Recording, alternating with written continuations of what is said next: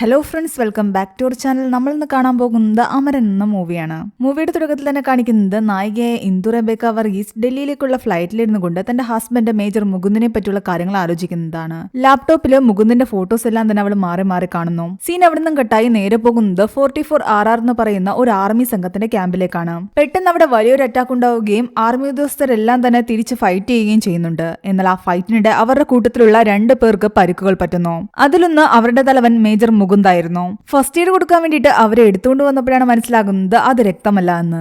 ശരിക്കും മേജർ മുകുന്ദും അയാളുടെ ബഡ്ഡി വിക്രമും ചേർന്ന് നടത്തിയ ചെറിയൊരു പരീക്ഷണം മാത്രമായിരുന്നു അത്. പെട്ടെന്നൊരു അറ്റാക്ക് ഉണ്ടായി കഴിഞ്ഞാൽ എങ്ങനെ പ്രതികരിക്കണമെന്ന് അവരെ ഒന്ന് പഠിപ്പിക്കാൻ വേണ്ടി. അതിൽ പലരും നന്നായിട്ട് ചെയ്തു. എന്നാൽ പലരും ചെയ്തതിൽ പല തെറ്റുകളും ഉണ്ടായിരുന്നു. അതെല്ലാം തന്നെ മുകുന്ദ അവർക്ക് വിശദീകരിച്ചു കൊടുക്കുന്നു. കുറച്ചു കഴിയുമ്പോൾ മുകുന്ദന് കേണലിന്റെ കോള് വരുന്നുണ്ട്.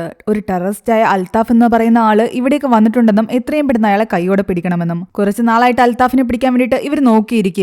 എന്നാൽ ജനവാസ മേഖലയ്ക്കുള്ളിൽ നിന്നും അൽത്താഫിനെ പിടിക്കാൻ അവർക്ക് സാധിക്കുന്നില്ല. അൽത്താഫിന്റെ കൂട്ടാളികളായ ഒരുപാട് ജനങ്ങൾ ആ ഏരിയയിലുണ്ടായിരുന്നു. അവരെല്ലാവരും തന്നെ ആർമിക്ക് നേരെ കല്ലെറിയാൻ തുടങ്ങി. ജനങ്ങൾ ഉണ്ടായതുകൊണ്ട് തന്നെ അവർക്ക് തോക്ക് ഉപയോഗിക്കാനും സാധിക്കില്ല. അതുകൊണ്ട് മുകുന്ദും കൂട്ടരും തൽക്കാലം ആ ശ്രമം ഉപേക്ഷിക്കുന്നു. അതിനിടെ ഈ അൽത്താഫിനെ ഒരാളാകട്ടെ രക്ഷപ്പെടുത്തി അവിടെ നിന്നും കൊണ്ടുപോകുന്നുണ്ട്. വണ്ടിയിലേക്ക് കയറ്റാൻ നേരത്തെ അയാൾ അൽത്താഫിനോട് പറയുന്നുണ്ട് ഇവിടെ നടക്കുന്ന എല്ലാ കാര്യങ്ങളും ഞാൻ അപ് ടു ഡേറ്റ് അങ്ങേ അറിയിക്കാമെന്ന്. ആ സീൻ അവിടെ കട്ടായിട്ട് കഥ ബാക്കിലേക്ക് പോവുകയാണ്. മുകുന്ദിന്റെ ജനനം മുതലുള്ള കഥയാണ് ഇനി കാണിക്കുന്നത്. 1983 ഏപ്രിൽ 12 ഒരു തമിഴ് ഫാമിലിയിലായിരുന്നു മുകുന്ദിന്റെ ജനനം. മുകുന്ദ് ജനിച്ച് 7 മാസം കഴിഞ്ഞിട്ടാണ് ഇന്ദു ജനിക്കുന്നത്. എന്നാൽ പോലും ഇവർ പരസ്പരം കാണാൻ 21 വർഷങ്ങളെടുത്തു. ചെന്നൈയിലുള്ള ഒരു ക്രിസ്ത്യൻ കോളേജിൽ പഠിക്കുന്ന കാലത്താണ് മുകുന്ദും ഇന്ദുവും നേരിട്ട് കാണുന്നത്. അന്ന് അവരുടെ കോളേജിൽ പ്രോഗ്രാം നടക്കുന്നതിനിടയ്ക്ക് അവിടുത്തെ ഒരു ടീച്ചറാകട്ടെ ഇന്ദുവിനോട് പറയുന്നുണ്ട് റാം വാക്കിൽ പങ്കെടുക്കേണ്ട ഒരു പെൺകുട്ടിക്ക് പരിക്ക് പറ്റിയ കാരണം അവൾ വന്നിട്ടില്ല എന്ന്. തൽക്കാലം ആ മത്സരത്തിന് താൻ ഇറങ്ങണം. എന്നാൽ എനിക്ക് സ്റ്റേജ് ഫിയർ ആണെന്നും അതിനൊന്നും പറ്റില്ല എന്നും ഇന്ദു പറയുന്നു. അതൊന്നും പേടിക്കണ്ട, സീനിയേഴ്സ് നിനക്ക് നല്ല ട്രെയിനിങ് തരുമെന്ന്. അവളെ ട്രെയിനിങ്ങിന് വേണ്ടി അയക്കുന്നത് നമ്മുടെ മുകുന്ദിന്റെ അടുത്തേക്കാണ്. തന്നെ കൊണ്ട് അതൊന്നും നടക്കില്ല എന്ന് ഇന്ദു പറഞ്ഞെങ്കിലും അവളെ നല്ല രീതിയിൽ തന്നെ മുകുന്ദ് ട്രെയിൻ ചെയ്യിപ്പിച്ചെടുക്കുന്നു. ആ റാം വാക്കിൽ അവള് വിന്നർ ആവുകയും ചെയ്യുകയാണ്. അങ്ങനെ ആ പ്രോഗ്രാം എല്ലാം കഴിഞ്ഞിട്ട് അവരെല്ലാവരും ഒരു ക്യാമ്പ് ഫയറിൽ ഇരിക്കുകയായിരുന്നു. ബാക്കി എല്ലാവരും പാർട്ടിയിൽ മദ്യപിച്ച് അടിച്ചു പൊളിച്ച് നടക്കുകയാണ്. മുകുന്ദ് മാത്രം മാറിയിരിക്കുന്നത് കണ്ടിട്ട് ഇന്ദു അവനോട് പോയി സംസാരിക്കുന്നു. നീ എന്താ കഴിക്കാത്തെന്ന് ചോദിക്കുമ്പോൾ അവൻ പറയുന്നുണ്ട് ഞാൻ എന്റെ ബോഡി ഫിറ്റാക്കി വെക്കുകയാണ്. കാരണം എനിക്ക് ആർമിയിലേക്കുള്ള എക്സാം വരുന്നുണ്ട്. ഒരു ആർമി ഓഫീസർ ആകണമെന്നായിരുന്നു അവന്റെ എക്കാലത്തെ ആഗ്രഹം. അത് കേട്ട് അവൾ ചോദിക്കുന്നുണ്ട് അങ്ങനെയാകാൻ ആഗ്രഹം കൂടാൻ എന്താ കാരണമെന്ന്. ചെറുപ്പം മുതലേ ആർമി പരേഡെല്ലാം അവൻ കണ്ടിട്ടുണ്ട്. അന്ന് മുതലേ അവരുടെ ഡിസിപ്ലിനും അവരുടെ ആ പരേഡും എല്ലാം അവന് ഒരുപാട് ഇഷ്ടമായിരുന്നു. അതുപോലെ തനിക്കും ആവണമെന്ന് കുഞ്ഞുനാൾ മുതലേ അവന്റെ മനസ്സിൽ കയറിക്കൂടിയതാണ്. അവന്റെ അച്ഛനും അവന്റെ 2 സഹോദരിമാർക്കും അവൻ ആർമിയിൽ ചേരുന്നതിൽ വലിയ താല്പര്യമാണ്. എന്നാൽ അവന്റെ അമ്മയ്ക്ക് മാത്രമാണ് കുറച്ച് വിഷമമുള്ളത്. അങ്ങനെ സംസാരിച്ച് അവിടെ നിന്നും തിരിച്ചു പോകാൻ നേരത്ത് അവള് പറയുന്നുണ്ട് ചേട്ടൻ സൂപ്പർ മോഡലാണെന്നാ എല്ലാരും പറയുന്നത്. പക്ഷെ എന്റെ കൂടെ മാത്രം ഇതുവരെയും വർക്ക് ചെയ്തില്ല. എന്നാ ഇപ്പൊ തന്നെ ആകാന്ന് പറഞ്ഞിട്ട് അവളുടെ കൈയും പിടിച്ചിട്ട് അവൻ അവിടെ നിന്ന് നടന്നു പോകുന്നു. ഇന്ദുവിന് ശരിക്കും മുകുന്ദിനോട് പ്രണയം തോന്നി തുടങ്ങിയിരുന്നു. അവളെ ഹോസ്റ്റലിലാക്കാൻ നേരത്ത് അവന്റെ കയ്യിൽ തന്റെ ഫോൺ നമ്പറും കൊടുത്തിട്ടാണ് അവൾ അവിടെ നിന്ന് ഓടിപ്പോകുന്നത്. പെട്ടെന്ന് തന്നെ മുകുന്ദ് അവളുടെ ഫോണിലേക്ക് വിളിക്കുകയും ഇതിന്റെ നമ്പറാണെന്നും സേവ് ചെയ്തോളാനും പറയുന്നു. അങ്ങനെ അവിടെ നിന്നും മുകുന്ദിന്റെയും മലയാളിയായ ഇന്ദു എന്ന പെൺകുട്ടിയുടെയും പ്രണയകഥ ആരംഭിക്കുന്നു. മുകുന്ദ് എക്സാം എല്ലാം ക്ലിയർ ചെയ്ത് ഇന്റർവ്യൂവിന് പോയിരിക്കുകയാണ്. ആ ഇന്റർവ്യൂവും അവൻ നന്നായിട്ട് തന്നെ പാസ്സാകുന്നു. ആ സന്തോഷ വാർത്ത ആദ്യം അവൻ വിളിച്ചറിയിക്കുന്നത് ഇന്ദുവിനെ തന്നെയായിരുന്നു. എക്സാം പാസ്സായ സന്തോഷം അറിയിക്കാൻ വേണ്ടിയിട്ട് അവൻ അവന്റെ അച്ഛന്റെ അമ്മയുടെ അടുത്ത് ഇന്ദുവിനെയും കൂട്ടി ചെല്ലുന്നു. മാത്രമല്ല ഞാനിത് പ്രണയിക്കുന്ന പെൺകുട്ടിയാണെന്നും വിവാഹം കഴിക്കാൻ ആഗ്രഹിക്കുന്നെന്നും അവൻ തുറന്നു പറയുന്നു. അവന്റെ അച്ഛനും സഹോദരിമാർക്കും ഒരു എതിർപ്പുമില്ലായിരുന്നു. എന്നാൽ അവന്റെ അമ്മയ്ക്ക് കുറച്ച് എതിർപ്പുണ്ടായിരുന്നു. ഒന്നാമത് ഇന്ദു ഒരു ക്രിസ്ത്യാനി, പിന്നീട് മലയാളി പെൺകുട്ടിയും. നമ്മുടെ കൾച്ചറിന് ശരിയാവില്ല എന്നാണ് അവർ പറയുന്നത്. അത് കാരണം അവളുടെ മനസ്സ് മാറ്റാൻ വേണ്ടിയിട്ട് അവർ പറയുന്നുണ്ട് അവൻ നിന്നെ കല്യാണം കഴിച്ചാലും അവൻ ആർമിയിലോട്ട് പോകും. നിന്നെ വിട്ടിട്ട് അവൻ പോയി കഴിഞ്ഞാൽ നീ ഒരുപാട് വിഷമിക്കില്ലേ, അതുകൊണ്ട് നീ അവനെ കല്യാണം കഴിക്കാത്തതാ നല്ലത്. എന്നാൽ ഇന്ദു അതൊന്നും വലിയ കാര്യമാക്കി എടുക്കുന്നില്ല. അങ്ങനെ മുകുന്ദിന്റെ ട്രെയിനിങ് ആരംഭിച്ചു. ഇടയ്ക്ക് വീട്ടുകാർക്ക് വന്ന് അവനെ കാണാനുള്ള അവസരമുണ്ട്. ഇന്ദു വന്ന് അവനെ കാണുന്ന സമയത്താകട്ടെ അവൻ ഇന്ദുവിന്റെ തോളിൽ കിടന്ന് കുറച്ചു നേരം ഉറങ്ങുന്നു. ആ സമയത്ത് തന്നെയാണ് അവന്റെ അച്ഛനും അമ്മയും അവിടേക്ക് വരുന്നത്. ഇതാണോ നിന്റെ ട്രെയിനിങ് എന്ന് പറഞ്ഞിട്ട് അവരവനെ കുറെ വഴക്ക് പറയുന്നു. അവരെല്ലാവരും ഇരുന്ന് ഒരുമിച്ച് ആഹാരം കഴിക്കുകയായിരുന്നു. അതിനിടയ്ക്ക് അവൻ അവളോട് പറയുന്നുണ്ട് ട്രെയിനിങ് കഴിയുമ്പോഴേക്കും നീ വീട്ടിൽ കാര്യങ്ങൾ സംസാരിക്കണമെന്ന്. അവൾക്ക് കുറച്ച് ടെൻഷൻ ഉണ്ടായിരുന്നു തന്റെ വീട്ടിലെ കാര്യങ്ങളെല്ലാം പറയാൻ. ഡോക്ടേഴ്സിന്റെ ഫാമിലി ആയിരുന്നു അവളുടേത്. അതുകൊണ്ട് തന്നെ വീട്ടിലെത്തി കഴിയുമ്പോൾ അവൾ തന്റെ അച്ഛനോടും ആങ്ങളമാരോടും എല്ലാ കാര്യങ്ങളും തുറന്നു പറയുന്നു. എന്നാൽ അവളുടെ മൂത്ത ചേട്ടൻ അതിനെ ശക്തമായി എതിർക്കുന്നു. നീ ഇനി പഠിക്കുകയും വേണ്ട, ചെന്നൈയിലേക്ക് തിരിച്ചു പോവുകയും വേണ്ട എന്നാണ് അയാൾ പറയുന്നത്. എന്നാൽ അവളുടെ അച്ഛൻ പറയുന്നുണ്ട് പഠിപ്പൊന്നും നിർത്തേണ്ട കാര്യമില്ല, പക്ഷേ ഈ വിവാഹത്തിന് എനിക്ക് സമ്മതമല്ല. നീ അവനെ മറക്കുന്നത് തന്നെ നല്ലത്. അവന്റെ സ്റ്റേറ്റോ അവന്റെ മതമോ ഒന്നും തന്നെയല്ല എനിക്ക് പ്രശ്നം. അവനൊരു ആർമി ഓഫീസറാണ്. അതാണ് എന്റെ ഏറ്റവും വലിയ പ്രശ്നം. ഒരു ആർമിക്കാരന് ഞാൻ എന്റെ മകളെ വിവാഹം കഴിച്ചു കൊടുക്കാൻ ആഗ്രഹിക്കുന്നില്ല.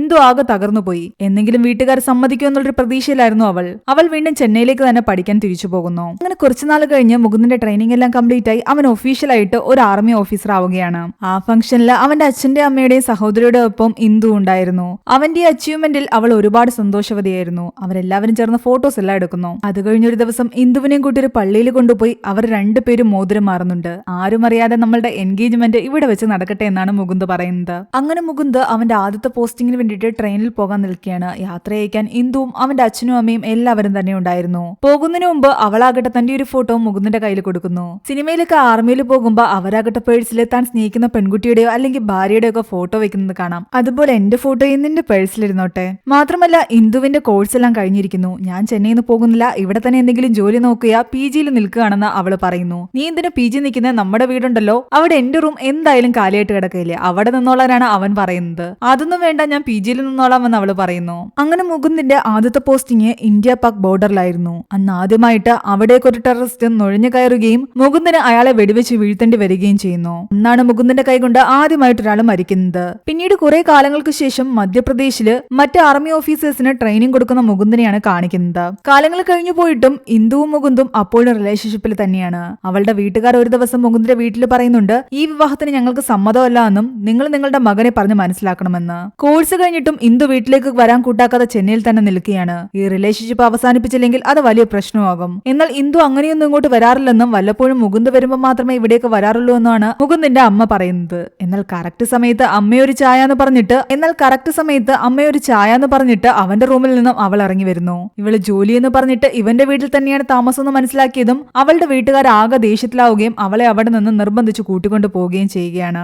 സംഭവം അറിഞ്ഞിട്ട് മുകുന്ദ് അവളെ വിളിക്കുന്നുണ്ട്. 4 വർഷമായിട്ടും അവളുടെ വീട്ടുകാർ സമ്മതിച്ചില്ല. നീ കുറച്ചുകൂടി വെയിറ്റ് ചെയ്യ്, അച്ഛനും അമ്മയും എന്തായാലും സമ്മതിക്കുമെന്ന് അവൾ പറയുന്നുണ്ടെങ്കിലും ഇനിയും എത്ര കാലമാണ് ഞാൻ വെയിറ്റ് ചെയ്യേണ്ടത്? ഇത്രയും കാലമായിട്ട് നിന്റെ അച്ഛനും അമ്മയും മാറിയിട്ടില്ലല്ലോ, ഇനി ഇതൊരു രീതിക്ക് മുന്നോട്ട് പോകില്ല എന്ന് തന്നെയാണ് മുകുന്ദ് പറയുന്നത്. നമുക്കിത് ഇവിടെ വെച്ച് അവസാനിപ്പിക്കാം. പക്ഷെ അവള് പറയുന്നുണ്ട്, നീ ഒന്നും തന്നെ ചെയ്യണ്ട, ഞാൻ അവരെ പറഞ്ഞ് സമ്മതിപ്പിച്ചോളാം, എല്ലാം നടക്കുമെന്ന്. അപ്പോഴേക്കും അവൻ ഫോൺ കട്ട് ചെയ്തിട്ട് പോയിട്ടുണ്ടായിരുന്നു. അവൾ ഈ റൂം അടച്ചിരുന്ന് ഫോൺ ചെയ്യുന്ന കാരണം വീട്ടുകാരാകെ ബഹളത്തിലാണ്. അവൾ റൂമിൽ നിന്ന് ഇറങ്ങി വന്ന ശേഷം അവരോട് പറയുന്നുണ്ട്, അവന്റെ ആർമി നമ്പർ ഞാൻ എന്റെ കയ്യിൽ പച്ചകുത്തിയിട്ടുണ്ട്. ഞാൻ എന്റെ മനസ്സിൽ അവനെ എന്റെ ഭർത്താവായിട്ട് തന്നെ സ്വീകരിച്ചിരിക്കുന്നു. ഞാൻ അങ്ങോട്ട് ഓടിപ്പോകുന്നൊന്നുമില്ല. നിങ്ങൾ ഈ വിവാഹത്തിന് സമ്മതിച്ചില്ലെങ്കിലും അവന്റെ ഭാര്യയായിട്ട് ഈ വീട്ടിൽ തന്നെ താൻ കഴിയും. അങ്ങനെ മാസങ്ങൾ കടന്നുപോയി. ഒരു ക്രിസ്മസ് രാത്രി ഇന്ദുവിന്റെ വീട്ടിലേക്ക് തന്റെ യൂണിഫോമിൽ മുകുന്ദ് കടന്നു വരുന്നു. ഇന്ദുവിന്റെ അച്ഛനെ കണ്ട് അവരുടെ വിവാഹത്തെ പറ്റി അവൻ സംസാരിക്കുന്നു. എന്നാൽ ഒരു ആർമിക്കാരന് തന്റെ മകളെ കൊടുക്കാൻ ഇഷ്ടമല്ലാത്തതിന് കാരണം അയാൾ കുറച്ചുനാള് ആർമിയിൽ ഡോക്ടറായിട്ട് വർക്ക് ചെയ്തിട്ടുണ്ടായിരുന്നു. അക്കാലത്ത് അവിടെ എത്രത്തോളം റിസ്ക് ഉണ്ടെന്നുള്ള കാര്യം അയാൾ മനസ്സിലാക്കി. അതുകൊണ്ടാണ് ആ വിവാഹത്തിന് അയാൾ എതിർപ്പ് പ്രകടിപ്പിച്ചിരുന്നത്. എന്നാൽ ഇന്ന് നീ ഈ യൂണിഫോമിൽ എന്റെ മുന്നിൽ വന്നു നിന്ന് എന്റെ മകളെ വിവാഹം കഴിച്ചു തരുമോ എന്ന് ചോദിക്കുമ്പോൾ എനിക്കതിനോട് നോ പറയാൻ പറ്റുന്നില്ല. അവരുടെ വിവാഹത്തിന് അയാൾ പൂർണ്ണ സമ്മതം കൊടുക്കുകയാണ്. ഇത് കേട്ടുകൊണ്ട് അവിടേക്ക് വന്ന ഇന്ദുവും ഒരുപാട് ഹാപ്പി ആയിരുന്നു. അവസാനം 2 വീട്ടുകാരുടെയും സമ്മതത്തോടെ അവർ വിവാഹം കഴിക്കുകയാണ്. അങ്ങനെ കുറച്ചു നാൾ കഴിഞ്ഞ് 2009 സെപ്റ്റംബർ 1 മുകുന്ദിന് ക്യാപ്റ്റൻ പദവി കിട്ടുന്നു. അതിനിടെ ഇന്ദു പ്രഗ്നന്റ് ആവുകയും ചെയ്യുകയാണ്. അങ്ങനെ അവർക്ക് അർഷ്യ എന്ന പേരിൽ ഒരു മകള് ജനിക്കുന്നു. കുറച്ചുനാൾ കുടുംബത്തോടൊപ്പം നിന്ന ശേഷം മുകുന്ദ് വീണ്ടും തന്റെ ക്യാമ്പിലേക്ക് തിരിച്ചു പോകുന്നു. അവനങ്ങനെ എപ്പോഴും ഒന്നും ലീവ് കിട്ടില്ലായിരുന്നു. ഒരു സ്ഥലത്ത് നിന്നും മറ്റൊരു സ്ഥലത്തേക്ക് പോകുന്ന വഴിക്ക് ഇടയ്ക്ക് എയർപോർട്ടിൽ ഇറങ്ങുമ്പോഴൊക്കെ ഇന്ദുവിനെ അവിടെ വന്നൊന്ന് കണ്ടിട്ട് പോകും. അല്ലാതെ അധിക നാളൊന്നും അവന് ഫാമിലിയോടൊപ്പം വന്ന് നിൽക്കാനുള്ള അവസരം കിട്ടിയിട്ടുണ്ടായിരുന്നില്ല. അങ്ങനെ മുകുന്ദിന് പിന്നീട് കിട്ടുന്ന പോസ്റ്റിംഗ് സൗത്ത് കാശ്മീരിലേക്കായിരുന്നു. അവിടെ 44RR എന്ന് പറയുന്ന ടീമിന്റെ ക്യാപ്റ്റനായിട്ട് മുകുന്ദ് ചേരുന്നു. ഇതാണ് മൂവിയുടെ തുടക്കത്തിൽ കാണിച്ച ആ ഒരു ക്യാമ്പ്. അവിടെ കുറച്ചുനാൾ നിന്ന് കഴിഞ്ഞ് അവൻ മേജറായും മാറുന്നു. കശ്മീരിലെ ടെററിസം തടയുക എന്നതായിരുന്നു മുകുന്ദിന്റെയും ടീമിന്റെയും ലക്ഷ്യം. 1947 വരെ ഹരിസിംഗ് എന്ന് പറയുന്ന ഒരു രാജാവായിരുന്നു കശ്മീർ ഭരിച്ചിരുന്നത്. സ്വാതന്ത്ര്യത്തിന് ശേഷം ഇയാൾ ഇന്ത്യയുടെ കൂടെയോ പാകിസ്ഥാന്റെ കൂടെയോ തന്റെ നാടിനെ യോജിപ്പിക്കാൻ തയ്യാറായിരുന്നില്ല. അങ്ങനെ ഒറ്റപ്പെട്ടു നിന്നിരുന്ന കാശ്മീരിനെ പാകിസ്ഥാൻ ഒരിക്കൽ ആക്രമിച്ചു. അപ്പോൾ കാശ്മീർ ഇന്ത്യയുടെ സഹായമാണ് തേടിയത്. എന്നാൽ ഇന്ത്യ എന്ന് സഹായിച്ചെങ്കിലും കശ്മീരിന്റെ കുറച്ചു ഭാഗങ്ങൾ പാകിസ്ഥാൻ കൊണ്ടുപോയി. അങ്ങനെ ആ പാകിസ്ഥാൻ ഒക്യുപ്പൈഡ് കാശ്മീരിൽ ടെററിസം ആരംഭിക്കാൻ തുടങ്ങി. അതിന്റെ നേതാക്കളിൽപ്പെട്ട ആളായിരുന്നു അൽത്താഫ്. മനുഷ്യന്മാരെ സൂയിസൈഡ് ബോംബുകളാക്കി ഇവർ പലയിടത്തും കൊണ്ടുപോയി സ്ഫോടനം നടത്തും. 11 തവണ ഈ അൽത്താഫിനെ പിടിക്കാൻ ശ്രമിച്ചെങ്കിലും സാധാരണ ജനങ്ങളെ ഷീൽഡാക്കി വെച്ച് അയാൾ പലപ്പോഴും രക്ഷപ്പെട്ടുകൊണ്ടേയിരുന്നു. ഈ ജനങ്ങൾക്കിടയിൽ തന്നെ ഒരുപാട് തീവ്രവാദികളുണ്ട്. ഇവരെല്ലാവരെയും മാനിപ്പുലേറ്റ് ചെയ്ത് ആർമിക്കെതിരെ കല്ലെറിയാനും പ്രേരിപ്പിക്കും. അങ്ങനെ അൽത്താഫിനെ പിടിക്കുക എന്നതായിരുന്നു അവരുടെ ലക്ഷ്യം. അവരുടെ ടീമില് കശ്മീരിൽ നിന്ന് തന്നെയുള്ള 2 ആർമി ഓഫീസേഴ്സ് ഉണ്ടായിരുന്നു, വഹീദും സെയ്ഫുദ്ദീനും. ഒരുപാട് എതിർപ്പുകളെയൊക്കെ അവഗണിച്ചിട്ടാണ് അവർ ആർമിയിൽ ചേർന്നത് തന്നെ. അൽത്താഫിനെ പിടിക്കാൻ വേണ്ടിയിട്ട് അവന്റെ അച്ഛനോട് പോയിട്ട് മുകുന്ദും കൂട്ടരും സംസാരിക്കുന്നുണ്ട്. എന്നാൽ അൽത്താഫിന്റെ അച്ഛൻ പറയുന്നത് എന്റെ മകൻ ടെററിസ്റ്റ് അല്ല എന്നും ഒരു ഫ്രീഡം ഫൈറ്റർ ആണെന്നുമാണ്. അയാളോട് പറഞ്ഞിട്ട് കാര്യമില്ല എന്ന് അവർക്ക് മനസ്സിലായി. അതേസമയം മറ്റൊരിടത്ത് അൽത്താഫ് തന്റെ ആൾക്കാരുടെ ഇടയിൽ നിന്ന് പ്രസംഗിക്കുകയാണ്. മൂവിയുടെ തുടക്കത്തിൽ അയാളെ നമ്മുടെ മുകുന്ദിന്റെ അടുത്ത് നിന്നും രക്ഷിച്ചുകൊണ്ടുപോയ ആ ആളെയും അവിടെ കാണാം. സൂയിസൈഡ് ബോംബുകളായിട്ട് പലയിടത്തേക്കും ആൾക്കാരെ അയക്കണം. അതിനു വേണ്ടിയിട്ടുള്ള ആൾക്കാരുടെ സെലക്ഷൻ നടക്കുകയാണ്. തന്റെ അറിവിൽ കുറച്ച് ആൾക്കാരുണ്ടെന്ന് ഇയാള് അൽത്താഫിനോടും കൂട്ടരോടും പറയുന്നു. എന്നാൽ ശരിക്കും ഇയാളാകട്ടെ മുകുന്ദിന്റെ സ്പൈ ആയിരുന്നു. അതുകൊണ്ട് തന്നെ മുകുന്ദിന് എല്ലാ ഇൻഫർമേഷനും അയാൾ കൈമാറുന്നുണ്ട്. സൂയിസൈഡ് ബോംബുകളാകാൻ വേണ്ടിയിട്ട് അയാൾ കുറച്ചുപേരെ അൽത്താഫിന്റെ അടുത്തേക്ക് കൊണ്ടുവന്നെങ്കിലും അവരാരും തന്നെ കശ്മീരികളല്ലായിരുന്നു. അൽത്താഫിനെയും കൂട്ടരെയും കൈയോടെ പിടിക്കാൻ മുകുന്ദും കൂട്ടരും അവിടെ തന്നെ ഒളിഞ്ഞിരിപ്പുണ്ട്. എന്നാൽ ഈ ആൾക്കാരുടെ തെരഞ്ഞെടുപ്പ് നടത്തുന്നതിനിടയിൽ അതിലൊരാളുടെ ശരീരത്തിലെ ടാറ്റു കണ്ടിട്ട് അൽത്താഫിനും കൂട്ടർക്കും ഡൗട്ട് തോന്നുന്നു. അവരുടെ ശരീരം മുഴുവൻ പരിശോധിക്കുന്നതിൽ നിന്നും അവർ ആർമി അയച്ച ആൾക്കാരാണെന്ന് മനസ്സിലാവുകയും പെട്ടെന്ന് തന്നെ അൽത്താഫും കൂട്ടരും അവിടെ നിന്ന് രക്ഷപ്പെടാൻ ശ്രമിക്കുന്നു. മുകുന്ദും കൂട്ടരും അവരുടെ പിറകെ തന്നെ ഉണ്ടായിരുന്നു. ജനങ്ങളുടെ ഇടയിലുള്ള ആൾക്കാരും ഇളകിയിട്ടുണ്ട്. ആർമിയെ ഉള്ളിലേക്ക് കടക്കാൻ അവർ സമ്മതിക്കുന്നുമില്ല. ജനവാസ മേഖലയായതുകൊണ്ട് തന്നെ അധികം അവർക്ക് വെടിവെക്കാനും പറ്റില്ല. അതുകൊണ്ട് അൽത്താഫിനെ എങ്ങനെയെങ്കിലും പുറത്തേക്ക് കൊണ്ടുവരാനായിരുന്നു അവരുടെ ശ്രമം. ഒടുവിൽ പിറ്റേന്ന് രാവിലെ വരെ അവർ ആ പോരാട്ടം തുടർന്നു. അങ്ങനെ എങ്ങനെയൊക്കെയോ അൽത്താഫിനെ ആ ജനവാസ മേഖലയിൽ നിന്നും പുറത്തേക്ക് കൊണ്ടുവരുന്നു. അയാളെ രക്ഷിക്കാൻ ജനങ്ങൾ പുറകെ ഓടി തന്നെ വരികയാണ്. അൽത്താഫ് തിരിച്ചും ഷൂട്ട് ചെയ്യുന്നുണ്ട്. അയാളുടെ കയ്യിലെ ബുള്ളറ്റുകൾ തീർന്നു എന്ന് മനസ്സിലാക്കിയതും മുകുന്ദ് അയാളെ ഷൂട്ട് ചെയ്യുന്നു. അൽത്താഫിന്റെ മരണ വിവരം അപ്പൊ തന്നെ കേണലിന് മുകുന്ദ് കൊടുക്കുന്നുണ്ട്. അത് ആർമിക്ക് വലിയൊരു അഭിമാന നിമിഷമായിരുന്നു. എന്നാൽ താൻ മാത്രമല്ല ഇതിൽ പങ്കെടുത്തതെന്നും തന്റെ കൂടെയുള്ള ഓരോരുത്തരും എന്തൊക്കെ ചെയ്തു എന്നുള്ള കാര്യം അവൻ പറയുന്നുണ്ട്. അവരും ഈ പ്രശംസയ്ക്കും ബഹുമതിക്കും അർഹരാണ്. പക്ഷെ അൽത്താഫിന്റെ മരണം അവരുടെ ആൾക്കാരുടെ ഇടയിൽ വലിയധികം പ്രതിഷേധങ്ങൾ ഉണ്ടാക്കി. അൽത്താഫിന്റെ അനിയൻ ആസിഫും അവിടേക്ക് വരുന്നു. പകവീട്ടാൻ കാത്തിരിക്കുകയായിരുന്നു അവർ. അൽത്താഫ് നേതൃത്വം കൊടുത്തിരുന്ന സംഘടനയുടെ തലവനായി ഇനി മുതൽ ആസിഫ് ചുമതലയേൽക്കുന്നു. ആർമിയുടെ സ്പൈ ആയിട്ടിരുന്ന അയാളെ കണ്ടുപിടിക്കുകയും അയാളെ ഭീഷണിപ്പെടുത്തി ഇതിന്റെയെല്ലാം പിന്നിൽ ആരാണെന്ന് ചോദിച്ചറിയുകയും ചെയ്യുന്നു. മുകുന്ദിനെ പറ്റിയും 44RR പറ്റിയുള്ള വിവരങ്ങൾ ആസിഫിന് കിട്ടി. അയാളെ കൊന്നിട്ടാണ് ആസിഫ് അവിടെ നിന്നും പോകുന്നത്. തന്റെ സ്പൈയുടെ മരണവിവരം അറിഞ്ഞ മുകുന്ദ് പറയുന്നുണ്ട്, എനിക്ക് അയാളുടെ അവസാന കർമ്മങ്ങളിൽ പങ്കെടുക്കാൻ പോകണമെന്ന്. അത് റിസ്ക് ആണെന്ന് കേണൽ പറഞ്ഞെങ്കിലും അവസാനം അവന്റെ നിർബന്ധക്കാരൻ അയാൾ പറയുന്നുണ്ട്, ഒരു കാര്യം ചെയ്യ്, 44RR സഖ്യത്തിനെ കൂടെ കൊണ്ടുപോകണ്ട, 35RR കൊണ്ടുപോയാൽ മതി, വിക്രമിനെ മാത്രം കൂടെ കൂട്ടിയാൽ മതി. അങ്ങനെ അവർ ആ ചടങ്ങിനെല്ലാം പോയിട്ട് തിരിച്ചു വരുന്ന വഴിയായിരുന്നു. വണ്ടിക്കുള്ളിരിക്കാൻ നേരത്തെ മുകുന്ദിനെ ഇന്ദു വിളിക്കുന്നു. എന്നാൽ അവർ സംസാരിച്ചുകൊണ്ടിരിക്കുന്ന സമയത്ത് തന്നെ അവരുടെ വണ്ടിയുടെ നേരെ ആസിഫ് ആക്രമിക്കുകയും ആ ഡ്രൈവറെ കൊല്ലുകയും ചെയ്യുന്നു. പിന്നീട് അങ്ങോട്ടും ഇങ്ങോട്ടും വലിയൊരു പോരാട്ടം തന്നെയാണ് നടക്കുന്നത്. അതിന്റെ ഇടയിലെല്ലാം തന്നെ ഫോണിലൂടെ ഇന്ദു അവിടെ നടക്കുന്ന വെടിവെച്ചുകളെല്ലാം തന്നെ കേൾക്കുന്നുണ്ട്. മുകുന്ദൻ എന്തോ സംഭവിച്ചെന്ന് കരുതിയിട്ട് അവൾ ആകെ കരഞ്ഞു നിലവിളിക്കുകയായിരുന്നു. അവസാനം എല്ലാം കഴിഞ്ഞിട്ട് അവൻ ഫോൺ എടുത്ത് സംസാരിക്കുമ്പോഴാണ് അവൾക്ക് സമാധാനമാകുന്നത്. മുകുന്ദന് ചെറിയ പരിക്കുകൾ മാത്രമേ ഉണ്ടായിരുന്നുള്ളൂ. വണ്ടി ആക്രമിച്ച ശേഷം ആസിഫും കൂട്ടരും അവിടെ നിന്നും പോയിരുന്നു. പക്ഷെ തൊട്ടടുത്ത ദിവസം തന്നെ അവരുടെ ക്യാമ്പിലെ ആ കശ്മീരുകാരനായ വഹീദ് എന്ന ആർമി ഓഫീസറിനെ ആസിഫും കൂട്ടരും പിടിച്ചുകൊണ്ടുപോകുന്നു. ലീവിലിരിക്കെയാണ് അവനെ പിടിച്ചുകൊണ്ടുപോയിരിക്കുന്നത്. അവനെ രക്ഷിക്കാൻ നമുക്കൊന്നും ചെയ്യാൻ പറ്റില്ല എന്നാണ് കേണൽ പറയുന്നത്. ഒരു കശ്മീരുകാരനായിട്ടും അവൻ ആർമിയിൽ ചേർന്നതായിരുന്നു ആസിഫിന്റെ ഏറ്റവും വലിയ പ്രശ്നം. എന്നാൽ തനിക്ക് എങ്ങനെയെങ്കിലും അവനെ രക്ഷിച്ചേ പറ്റുമെന്നുള്ള നിർബന്ധത്തിലായിരുന്നു മുകുന്ദ്. കേണലിന്റെ ഭാഗത്തുനിന്ന് സഹായം കിട്ടില്ല എന്ന് മനസ്സിലാക്കിയതും അവൻ തന്റെ കൂട്ടാളികളെയും കൂട്ടി ഒറ്റയ്ക്കിറങ്ങി പുറപ്പെടാൻ തീരുമാനിക്കുന്നു. പിറ്റേന്ന് പബ്ലിക്കായിട്ട് വഹീദിനെ കൊല്ലാനായിരുന്നു ആസിഫിന്റെയും കൂട്ടരുടെയും തീരുമാനം. എന്നാൽ അവനെ കൊല്ലുന്നതിന് തൊട്ടു മുൻപ് തന്നെ മുകുന്ദും കൂട്ടരും വന്നിട്ട് അവനെ രക്ഷിച്ചുകൊണ്ട് പോകുന്നു. ആൾക്കാരെല്ലാം തന്നെ മുകുന്ദിന്റെയും കൂട്ടരുടെയും പിറകെയായിരുന്നു. അങ്ങോട്ടും ഇങ്ങോട്ടും വലിയ ഷൂട്ടിംഗ് നടക്കുകയാണ്. പക്ഷെ അതിന്റെ ഇടയിൽ കേണൽ തന്റെ ആൾക്കാരെയും കൊണ്ടുവന്ന് മുകുന്ദിനെയും കൂട്ടരെയും അവിടെ നിന്നും രക്ഷിച്ചുകൊണ്ട് പോകുന്നു. തന്റെ പെർമിഷൻ ഇല്ലാതെ തന്നെ വഹീദിനെ രക്ഷിക്കാൻ വന്നതിന്റെ പേരിൽ മുകുന്ദിന് അയാളെ ശിക്ഷ കൊടുക്കുന്നുണ്ട്. കുറച്ചുനാൾ സോഷ്യൽ സർവീസ് ചെയ്യുക എന്നതായിരുന്നു അവന്റെ പണിഷ്മെന്റ്. അങ്ങനെ കുറച്ചു ദിവസം കഴിഞ്ഞ് അവരെല്ലാവരും ഗൺ ഷൂട്ടിങ്ങിന്റെ പ്രാക്ടീസിലായിരുന്നു. എന്നാൽ ഗണ്ണ് കൈകാര്യം ചെയ്യുന്നതിനിടയിൽ ഒരാളുടെ കയ്യിൽ നിന്നും അറിയാതെ വെടിയേൽക്കുന്നത് മുകുന്ദനാണ്. അവന്റെ ബാക്ക് സൈഡിലായിട്ടായിരുന്നു വെടിയുണ്ട തറച്ചത്. ഇത്രയും പെട്ടെന്ന് ഹോസ്പിറ്റലിലേക്ക് കൊണ്ടുപോകാമെന്ന് പറഞ്ഞെങ്കിലും മുകുന്ദ് പറയുന്നുണ്ട്, ഗവൺമെന്റ് ഹോസ്പിറ്റലിലേക്ക് കൊണ്ടുപോകണ്ടെന്ന്. ഇവിടുത്തെ ഹോസ്പിറ്റലിൽ കൊണ്ടുപോയി കഴിഞ്ഞാൽ അതിന്റെ എക്സ്പ്ലനേഷൻ കൊടുക്കേണ്ടി വരും. കശ്മീരി കൂടിയായ ഇവന്റെ കയ്യിൽ നിന്നാണ് വിചാരണ ഉണ്ടാവും. അതവന്റെ കരിയറിനെ തന്നെ ബാധിക്കും. കശ്മീരിൽ നിന്ന് ഇവനെ പോലുള്ള ആൾക്കാർ ഇനി ഇവിടേക്ക് വരാനുള്ളതാ. ഒരു കാരണവശാലും ഇതൊന്നും അവർക്കൊരു തടസ്സമാവരുത്. അതുകൊണ്ട് എന്നെ നാട്ടിലേക്ക് തന്നെ അയച്ചാൽ മതി. അങ്ങനെ മുകുന്ദ് നേരെ പോകുന്നത് ഇന്ദുവിന്റെ അച്ഛന്റെ അടുത്തേക്കായിരുന്നു. അവിടെ അവന്റെ സർജറി കഴിയുകയും ആ വെടിയുണ്ട നീക്കം ചെയ്യുകയും ചെയ്യുന്നു. എന്നാൽ ഇതൊന്നും തന്നെ ഇന്ദു അറിഞ്ഞിട്ടുണ്ടായിരുന്നില്ല. അതിനുശേഷം സർപ്രൈസ് ആയിട്ടാണ് അവൻ ഇന്ദുവിനെ മകളെയും കാണാൻ ചെല്ലുന്നത്. അവന്റെ ശരീരത്തിലെ മുറിവ് കണ്ടവൾ കാര്യം അന്വേഷിക്കുകയും അവൻ കാര്യം തുറന്നു പറയുകയും ചെയ്തതോടുകൂടി അവൾ ആകെ പേടിക്കുന്നു. എന്നാൽ മുകുന്ദ് ഇത്തവണ ഇന്ദുവിനോടൊരു വാക്കു തരാൻ പറയുന്നു. ഒരു കാരണവശാലും എനിക്ക് എന്തെങ്കിലും സംഭവിച്ചു കഴിഞ്ഞാൽ നീ കരയാൻ പാടില്ല, സ്ട്രോങ് ആയിട്ട് തന്നെ നിൽക്കണം. എന്റെ വൈഫ് ആരുടെയും മുന്നിൽ കരയാൻ പാടില്ല. പിന്നെ കുറച്ചു ദിവസം ഇന്ദുവിന്റെയും മകളുടെയും കൂടെ ചിലവഴിച്ച ശേഷം മുകുന്ദ് തിരിച്ച് തന്റെ ക്യാമ്പിലേക്ക് തന്നെ പോകുന്നു. പാർലമെന്റ് ഇലക്ഷൻ നടക്കാൻ പോവുകയാണ്. ഒരുപാട് ഏരിയയിൽ അക്രമങ്ങൾ നടക്കാൻ സാധ്യതയുണ്ട്. സെൻസിറ്റീവ് ആയിട്ടുള്ള ഏരിയയുടെ ചുമതല എല്ലാം തന്നെ മുകുന്ദനും കൂട്ടർക്കുമായിരുന്നു കേണൽ കൊടുത്തിട്ടുണ്ടായിരുന്നത്. വോട്ടിംഗ് എല്ലാം ഒരു കുഴപ്പമില്ലാതെ നടത്തണം. അങ്ങനെ വോട്ടിംഗ് ഡേ എത്തി. വലിയ പ്രശ്നങ്ങളൊന്നും ഇല്ലായിരുന്നു. എല്ലാം കഴിഞ്ഞ് വോട്ടിംഗ് യന്ത്രങ്ങളുമായിട്ട് പോയിക്കൊണ്ടിരുന്ന വണ്ടിയുടെ നേരെ അക്രമം ഉണ്ടാകുന്നു.